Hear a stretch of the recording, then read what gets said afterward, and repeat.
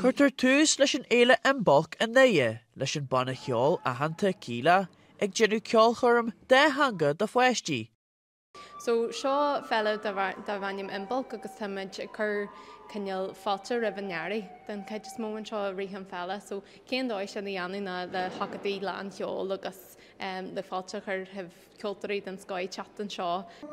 So tá Kíla kids ó gin naniu agus tá Kíla an seo agus ag deanú réad an ceolchoirm specialta fahain na páistí agus be fáilte ribh na páistí cinneal le bheith callanna agus ghlacha páirt ran bhartaithe in san ceolchoirm specialta seo. Well, ceolchoirm atá bunathe agus leaghamach na fáistí. Na daoine óg bhí na clúsa bhd níos géire agus ní míon le an clampar mór a chluisteá, so bíonn beag pasbeag níos buige, chuirmirí de canna, chuirmirí de rince.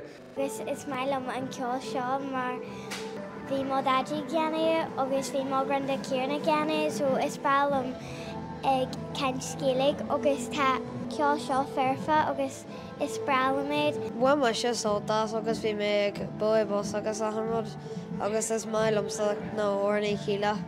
Beidirú leis an éile tradiisianta ceillte seo ar dhaoine. Joseph Macaí, Nuacht Cúla4, Cultúr Lánaí Hanain, 10.